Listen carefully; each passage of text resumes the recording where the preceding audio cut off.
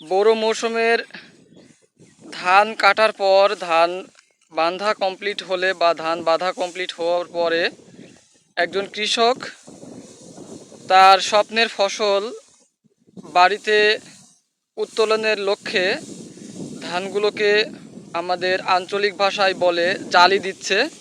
একজন কৃষক কত পরিশ্রম করে রোদ গরমে ধানগুলোকে সঠিকভাবে এক জায়গাতে গচ্ছিত করে আমাদের গ্রামীণ ভাষাতে বলে সেটাকে জালি দিচ্ছে বা এক জায়গাতে গোছা করছে। তো সব মিলিয়ে বাংলার কৃষক বলেন আর পৃথিবীর যে প্রান্তের কৃষক বলেন, কৃষক হচ্ছে দেশের প্রাণ। তো কৃষক বাঁচলে দেশ বাঁচবে, দেশ বাঁচলেই কৃষক বাঁচবে। দুটি কথার ভেতরে গভীরভাবে সম্পৃক্ত। তারই পরিপ্রেক্ষিতে একজন কৃষক, এখন বাজে প্রায় দুপুর 1টা, এই কড়া রোদ গরমে, বৈশাখী খা রোদ গরমে একজন কৃষক কত কষ্ট করে ধানগুলোকে এক জায়গায় করছে।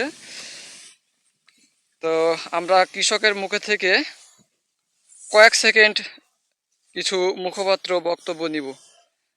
চাচা, ধানগুলোকে পরিচর্যা করা প্লাস হচ্ছে এইগুলোকে নিয়ে আপনি যদি কিছু বলতেন ভালো মন্দর বিষয়ে। ভালো মন্দ বলবো, ভালো মন্দ কি গুছাইতে হবে, পানি দিতে হবে, বিচুলিটা ভালো থাকবে, ঠান্ডা ভালো হবে, এই কারণে তাড়াতাড়ি করা। এবছরের আকাশের আবহাওয়া নিয়ে আপনারা কি আশঙ্কা করছেন যে আপনাদের যে স্বপ্নের ফসল বা কষ্টের যে একটা ফল সেটাকে আপনারা সঠিকভাবে ঘরে পৌঁছাতে পারবেন কি না? এখন চেষ্টা তো করা হচ্ছে, আকাশ যদি ধরে থাকে তাহলে হবে, আল্লাহ না ধরলে তার হবে না। তারপরেও এবছরে বৈশাখ মাসের যে আকাশের যে বিরূপ আবহাওয়া, তার পরিপ্রেক্ষিতে কি কোনো ভয়াবহ দিক আপনারা লক্ষ্য করেছেন কিনা? লক্ষ্য এখন অনেকে বলছে নেটে পানি হবে, অব্যাদিন দিন থেকে পানি হওয়ার একটা সম্ভাবনা, এই কারণে পরিশ্রম করে তাড়াতাড়ি জড়ো দেওয়া হচ্ছে। তারই পরিপ্রেক্ষিতে আপনারা মানে যত দ্রুত চেষ্টা করছেন আপনাদের ফসলগুলোকে ঘরে তোলার লক্ষ্যে গাছ গোছ করার জন্য তাড়াতাড়ি জরুরিভাবে কাজ করছেন।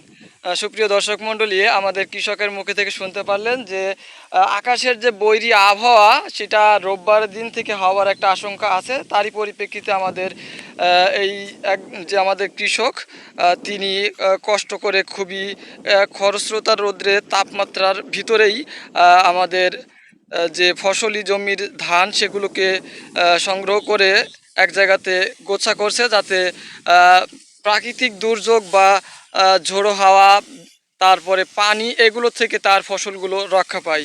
তো এই হচ্ছে আমাদের চুয়াডাঙ্গা জেলার বড়বলদিয়া গ্রামের থেকে সরাসরি চিত্র, বৈশাখে মাসের যে ধান, বোরো ধান, সেই ধান সংগ্রহের বাস্তব চিত্র। যদি ভিডিওটি ভালো লাগে অবশ্যই শেয়ার করবেন এবং আপনার মূল্যবান বক্তব্য আমাদের কমেন্ট বক্সে জানিয়ে দিবেন। তারপরেও যে ধানের যে ন্যায্য মূল্য যদি পান সেক্ষেত্রে হয়তো বা মনে হয় ভালো হবে। আর মাটির যেভাবে দাম সেই হিসাবে ধানের দাম পালে আমাদের চাষের সুবিধা হবে চাষ করতে। এখন আপনার যে ধানটা করেছেন চাষ, এই ধানটা মূলত নাম কি?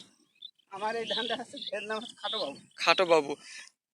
এইগুলো আপনারা মন প্রতি কেমন দাম পাইলে যে আশানুরূপ আপনাদের পরিশ্রম প্লাস হচ্ছে আপনাদের যে স্বপ্ন, আপনাদের পরিবার পরিজনকে নিয়ে একটু সুখে শান্তিতে বসবাস করতে পারবেন, কতটুকু লাভ হলে আপনারা আপনাদের মনের শান্তি, আত্মার প্রশান্তি পাবেন? যদি আপনাদের ন্যায্য মূল্যে যদি দাম দেওয়ার দরকার হয়, সম্পূর্ণ মানে ধানটা 1500 টাকা বাজারে রাখতে হবে, মানে সর্বোচ্চ 1500 টাকা বাজার সবসময় রাখতে হবে।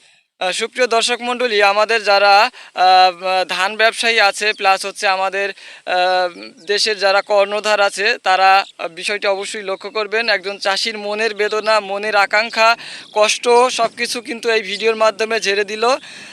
তারা বলল বা তিনি বলল যে যদি এই ধানের মূল্য বাজার দর মন প্রতি 1500 টাকা হয়, তারা মানে তিনারা যে কষ্ট সেটা আপাতত কিছুটা হলেও সার্থক হবে, তাদের পরিবার পরিজনকে নিয়ে একটু সুখে ছোঁয়া পাবে, এটাই তিনি এই ভিডিওর মাধ্যমে প্রকাশ করলো। আশা করি সকলেই বুঝতে পেরেছেন। ধন্যবাদ।